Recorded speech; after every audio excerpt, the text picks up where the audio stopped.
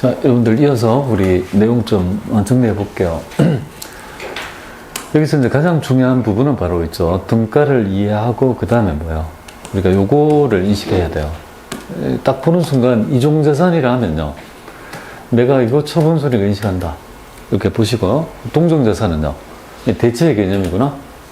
대체한다. 그러니까 처분한 게 아니라 내가 계속 있죠. 동일한 자산을 쓰겠다는 의미로 해석하시면 되겠습니다. 자, 이때 이제 여러분들이 보셔야 될 부분이 바로 내가 취득하는 자산의 취득원가는 어떻게 결정하냐 이거죠. 이 키워드가 뭐죠? 제공하는이 되죠. 제공하는. 왜 제공하는이 되는지를 좀 알아야 돼요. 시험 문제 그러니까 교환에 의해 가지고 취득하는 자산의 취득원가는 그죠? 이 취득하는 자산의 공정가치에 한다 하면 틀린 거예요. 내가 제공하는 자산에 있죠. 공정가치 혹은 장부가치를 의미한다 하는 건데요. 당연한 겁니다. 자, 예를 들어 볼게요. 하이마트에 가서 내가 컴퓨터를 사요. 100만 원 주고 샀습니다. 내가 취득한 건 뭐죠? 컴퓨터. 내가 주는 건 뭐죠? 현금이지 않겠습니까? 내가 제공하는 현금이 얼마인 거예요? 100만 원이니까 그걸로 의해 가지고 가치를 평가했죠. 취득원가를 결정했지 않습니까? 이것도 똑같은 개념 아니에요? 내가 취득하는 현물 자산의 그죠 취득원가 내가 주는 게 중요한 거예요.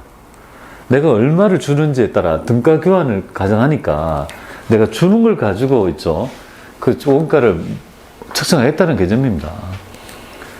근데 공정가치하고 장부가치는 왜 차이가 날까요? 공정가치라는 거는 내가 팔려고 하는 의도가 있기 때문에 시가가 되게 중요하죠. 공정가치가 중요한 거고 얘는 뭐예요?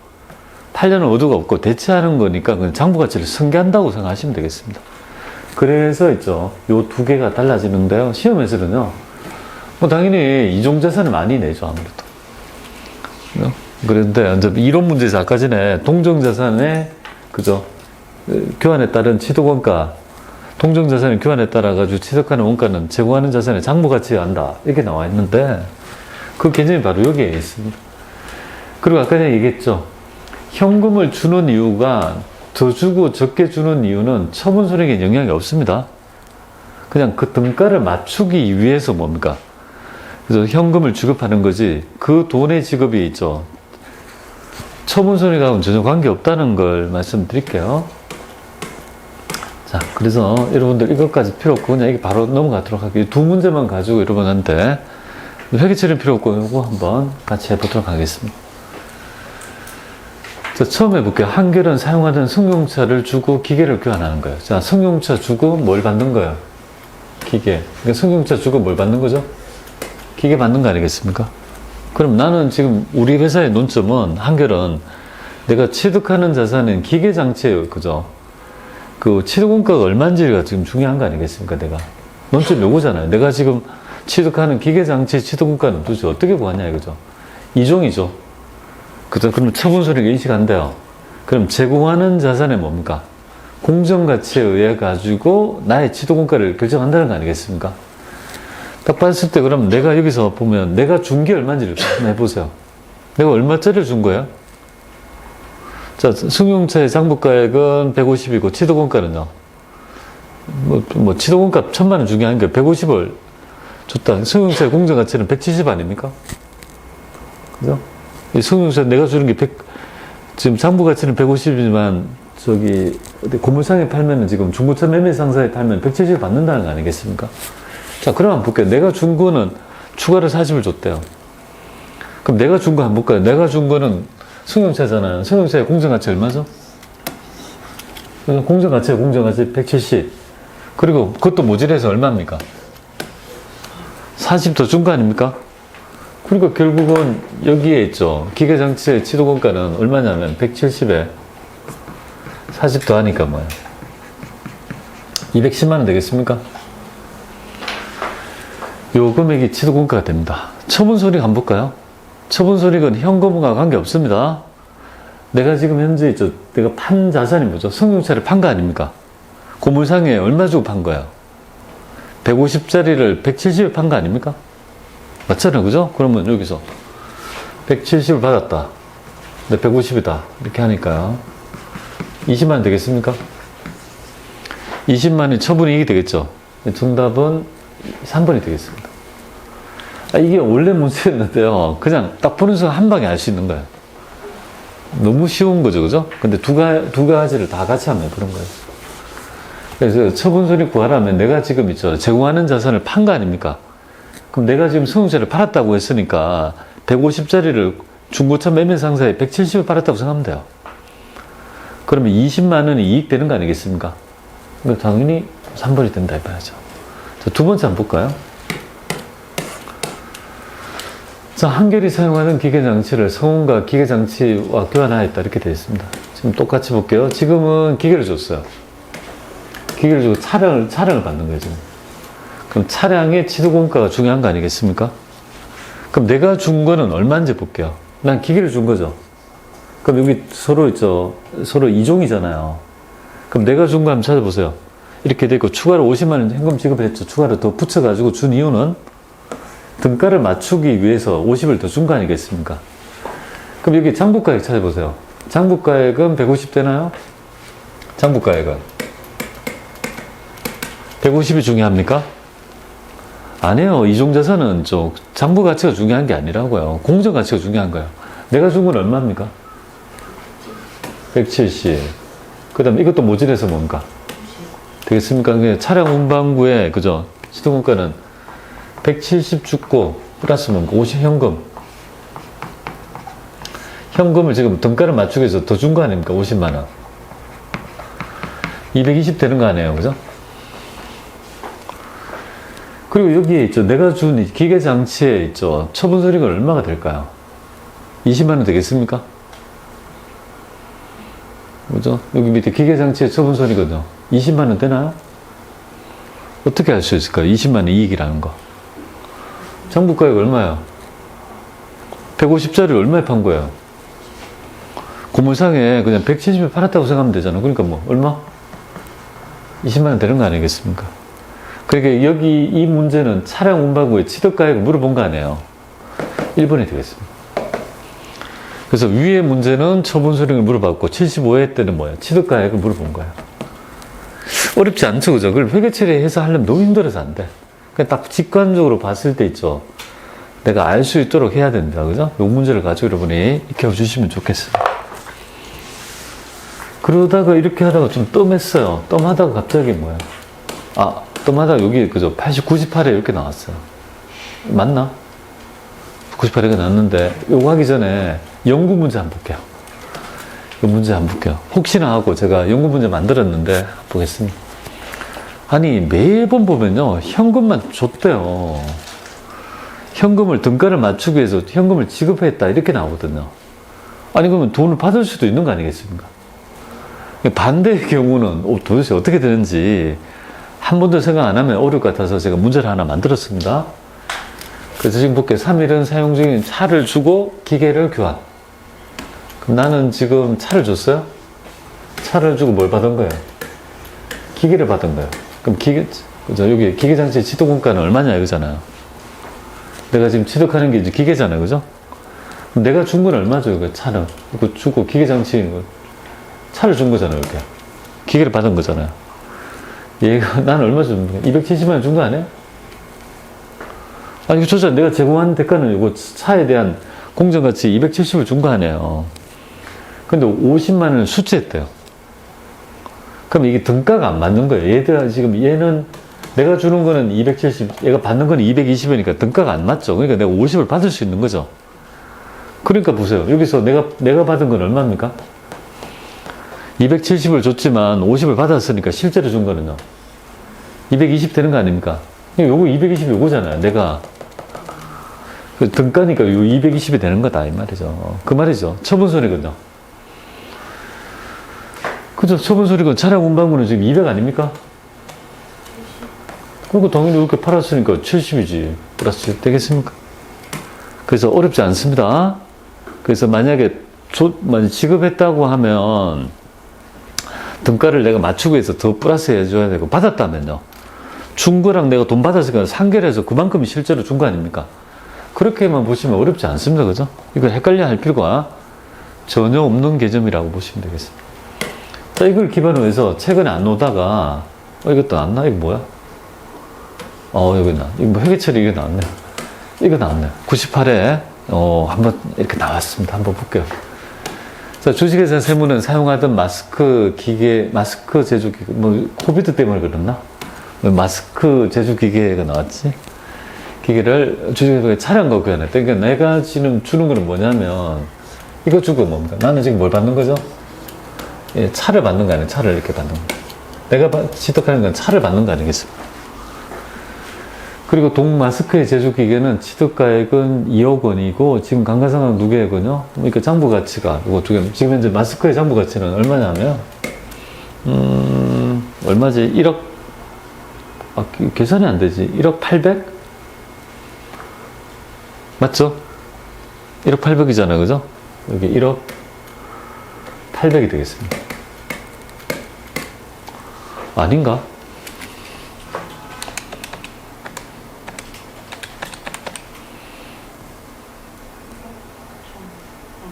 죄송합니다. 1억이요. 2억이잖아요, 2억. 2억에, 이거 왜 계산이 안 돼? 1억 9,800. 1억 9,800이라고요? 1억 980. 그러네요. 이게 왜 이렇게 헷갈려. 저, 밑에 없나? 1억 980요? 네, 여기 장부가 이렇게 되겠습니다. 자, 됐다, 그죠? 자, 그런데 추가로 세무는 회계한테 현금을 수령했다, 이거죠, 1억은. 수령했다. 그러면 여기 수령하였다. 수령하였다. 그리고 공정가치가 1억 2천이다. 내가 준 거. 이 경우에 일단 여러분들이 알아야 될 거, 취득원가 얼마일까요? 차량의 취득원가 얼마죠? 2천만 원 되는 거 아시겠습니까? 왜 2천만 원일까요? 내가 준 건 얼마죠? 마스크 제조는 1억 2천이잖아요. 그리고 내가 받은 거는요? 1억이니까 내가 1억 2천짜리 줬지만 1억을 받았으니까 실제 준 거는요? 2천밖에 안 되는 거잖아요. 취득원가 2천이라는 거예요. 그러니까 다 해보는 이유가 처분 소리만 물어보는 게 아니라 이것도 물어보고 저것도 물어보니까 다 같이 해보는 거죠. 그리고 여기에 세무상에 이 교환 거래가 세무상에 미치는 영향으로 당기손익에 미치는 영향은 처분 소리가 물어보는 거예요. 그럼 별거 아니잖아요. 내가 어떻게 해요? 1억 980만 원짜리를 뭐예요? 얼마에 팔았다고요? 이렇게 팔았다는 거 아니에요. 고물상에 팔면 1억 2천을 받을 수 있다는 거잖아요. 그러면 1억 980을 1억 2천에 팔았으니까 그러면 1020만 원만큼 증가한다는 거 아닙니까? 정답은 1020만 원 증가인데 1번이잖아요. 만약에 안다면 정말 아무것도 아니잖아요. 요 장부가액 구해가지고 뭐예요?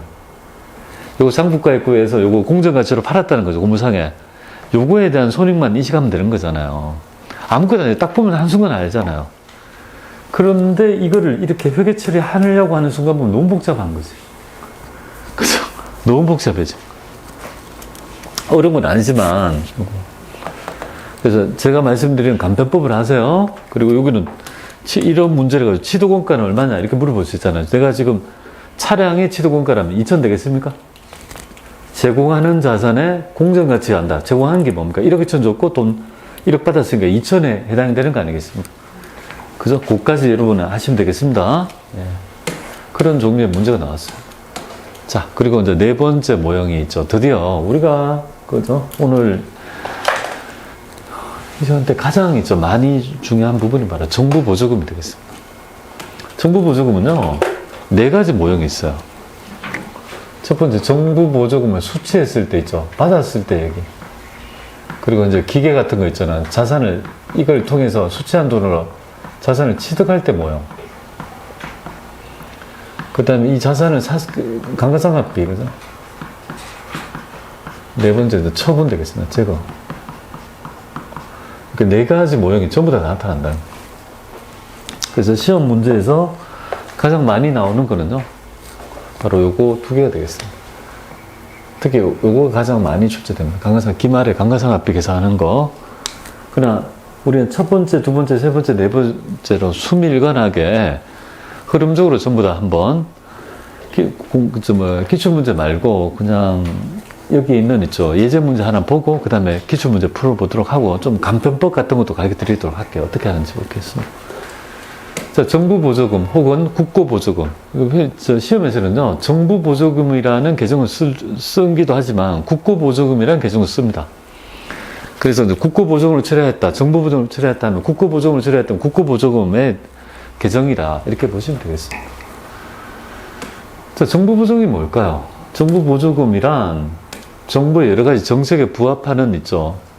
정책에 부합하는 행위를 한다라면 정부의 그죠 재산 등을 뭡니까 이전한 행위가 바로 이 정부 보조금, 국고 보조금이다 이렇게 정의합니다. 근데 이제 정부 보조금은 크게 두 가지가 있어요. 상환 의무가 있는 거 하고요, 없는 거 두 개가 있습니다. 상환 의무가 있다는 말은 국고 보조금을 받아가지고 내가 쓰고 나중에 갚아야 되는 거, 그 기간에 따라 부채로 인식합니다. 그래서 달고 단기 차입금이나 장기 차입금을 한다. 근데 상환 의무가 없는 거는 뭐냐면 자산 관련 보조금입니다. 자산 살 때 내가 뭡니까? 국가에서 일부 보조해주는 개념이 바로 뭡니까? 두 번째, 상환 의무가 없고 얘는 해당 자산의 차감한 형태로 해당 국고 보조금을 표시한다. 이렇게 보시면 되겠습니다. 이게 이제 이 두 개가 지금 회계 처리의 논점이 되겠죠. 상환 의무가 없는 있죠. 보조금은 취득원가에 차감하고 유형자산의 취득원가는 취득일에 공정가치로 한다. 여기는 이제 정부보조금. 아까 전에 얘기했던 공정가치로 한다. 그죠? 그러면 이 문제는요, 세무 2급의 기출문제였거든요. 아니, 세무 2급의 기출문제가 아니다. 이건 세무 1급의 기출문제였습니다. 근데 최근에 세무 2급에 똑같이 문제가 나왔어요. 이거는 원래 세무 1급의 문제인데 세무 2급에 뺏기는 문제인데 이렇게 나온 적이 있습니다. 자, 산업자원부로부터 자산취득 조건의 국고보조금을 지급받은 당사는 국고보조금 1억 원의 보통예금 입금되었다. 다만 30%는요. 해당 3천만 원에 대해서는 해당 프로젝트를 성공한 경우에 3년 거치 분할해서 상환할 의무가 있대요. 갚아야 된다 이거지. 그 70%는 상환할 의무가 없다. 그러면 지금 현재 있죠. 보통예금 1억이 들어왔지만 내가 지금 이 프로젝트가 있죠. 성공할지 모를지를 모르지 않겠습니까? 그러면 한 달 하면 내가 갚아야 될 채무가 되는 거죠. 그럼 3천만 원이 뭐죠? 장기 차입금, 거래처 달고. 그죠? 이렇게 처리하고, 그 다음에 3천원, 7천원 뭐예요? 상환 의무가 없기 때문에 내가 해당 자산을 차감하는 형태로 표시할 수 있도록 뭡니까? 이 차감 계정이 국고보조금이라는 있죠. 이렇게 처리해야 된다는 거예요. 물론, 최근에는 정부보조금, 이렇게 또 불리는데요. 그러면 여기 정부 보조금에 대한 논점을 1단계, 2단계, 3단계, 4단계를 제가 전산에다가 한번 보여드릴 거예요. 제가 입력해서 어떻게 하는 건지 좀 보여드리도록 할게요. 일단 정부 보조금을 처음에 받게 되면 어떻게 됩니까? 은행도로 들어올 거 아니겠습니까? 그때 당장 사는 건 아니잖아요. 당장 그 돈을 가지고 바로 뭐 기계 같은 걸 사는 건 아니지 않겠습니까? 그러면 이 국고 보조금은 보통 예금에 묻어져 있으니까 보통 예금 계정에 뭡니까? 해당 금액이 들어온 금액은 국고 보조금이라는 걸 밝히는 거예요. 그래서 이렇게 뭡니까? 600만, 정부 보조금 600이 들어왔어요. 보통 예금에. 내가 1000만 원짜리 사기 위해서 60%를 보조받았다 가정할게요. 그럼 지금 여기 들어왔다. 그 다음에 나중에 어떤 시점에 기계를 살 거 아닙니까? 그러면 내 돈 400과 정부 보조금 600을 가지고 합해가지고 살 거란 말이에요. 그러면 여기서 이제 핵심이 뭐냐면 이걸 바꿔줘야 된다는 건데 왜 바꿔줘야 되는지 좀 말씀드릴 거고요. 그냥 감가상각비 하는 거, 그냥 처분하는 거. 이렇게 4단계를 한번 하나씩 해보도록 하겠습니다. 자, 제가 첫 번째부터 한번 보여드릴게요. 자, 지금 2022년도니까 여기에 제가 회사를 하나 만들게요. 회사를 하나 만들어서 국고보조금 있나? 없구나. 제가 회사를 하나 만들게요. 그거 만들어야 되겠다. 그래서 가지고 제일 밑에 1111 있네. 오늘이 11월 얼마죠? 28일? 이게 정부보조금 있었구나. 정부보조금 할게요. 법인 보여드리고 식기 이렇게 하고 1128. 회사 좀 바꿔서 해볼게요. 정보보조금 이렇게 바꿔서 해볼게요. 기초 자료를 400만 있다고 해야 되나? 기초 정보에 있나요? 400만 있다고 하겠습니다. 400만 있다고 375. 자, 여기까지 해서 스타트 해보겠습니다. 회사는 1월 1일 날 뭡니까? 보통 예금이 400이 있다고 가정할게요. 처음에 1월 1일 날 우리가 정부로부터 정부 보조금을 받습니다. 근데 여기서 제가 그걸 해볼게요. 차관 계정을 2개를 만들어야 돼요. 시험에서는요, 차관 계정이 되어 있는 상태로 나옵니다. 그래서 지금 일단은 보통 예금에 들어왔다가 나중에 자산을 사야 되니까 127번 여기에다가 뭡니까? 정부 보조금 할게요. 정부 보조금. 성격은 차감하겠습니다. 4번 차감. 근데 누구를 차감하냐, 그죠? 보통 예금 차감. 이렇게 하겠습니다. 그럼 관계 코드가 보통 예금이 들어오면 그 금액 안에 들어와 있는 국고 보조금 차감된다는 거 아니겠습니까? 그 다음에 217번 해볼까? 217번 여기에 정부 보조금. 성격은 차감. 그리고 여기는 기계 사면은 기계에 묻어야 되니까 기계 장치 있죠. 이렇게 차감되었다 가정해 보겠습니다. 이 상태는 기본값이 딱 먹혀져 있는 상태로 왔네요. 우리가 할 일이 없습니다. 이걸 하라고 한 적은 없습니다. 딱 되어 있는 상태인데 한번 2개를 만들고 스타트 해볼게요. 그럼 일반 전표에 1월 1일 날 600이 들어왔습니다. 1월 1일 날 600이 들어왔어요. 지금 3배는 103 해서 그죠? 600만이 들어왔습니다. 그럼 이 부분은 정부 보조금. 근데 기계장치를 차감하는 게 아니죠. 보통 예금에 들어왔으니까 보통 예금 차감해서 이렇게 회계치를 합니다. 처음에 했을 때. 그러면 결국은 이걸 보시고 재무상태표를 보면 어떻게 되어 있는 상태냐면 지금 현재 이 상태가 되는 거죠. 지금 현재 보입니까? 그러니까 지금 현재 우리는 보통 예금이 있죠. 1000만원이죠. 그런데 정부로부터 받은 거는요, 600이 있으니까 차감되니까 내가 실제 보통 나의 예금은요, 400이 있다고 이렇게 표시되는 거죠. 이거 이해됩니까? 그래서 이 부분에 대한 있죠. 첫 번째, 이렇게 정부 보조금 차감했죠. 그럼 결국은 이렇게 표시된다는 점 이해됩니까? 자, 두 번째 볼게요. 1월 10일 날 드디어 내가 기계장치를 샀다 이 말이죠. 그죠? 그러면 이제 기계장치하고 보통 예금하고 이렇게 보통에 1000만 나오고 기계장치를 취득할 거 아니겠습니까? 그러면 결국은 보통 예금이 있어요, 없어요? 보통 예금은 1000만 있었는데 다 나갔으니까 0이 될 거 아닙니까? 그런데 얘는 이거 하고 난 후에 보통 예금이 0이 될 거 아니에요. 하면. 근데 0인데, 그죠? 원본이 없는데 차감할 수가 있나요? 없잖아요. 그러니까 어떤 걸 해줘야 되냐면, 내가 지금, 그죠? 국고보조금의 효과가 옮아가 있는 자산으로 차감을 그쪽으로 옮겨야 되는 거죠. 그러니까 정부보조금 여기 있던 걸 이쪽 뭐야? 이걸 빼고 뭘로 갈아타는 거예요?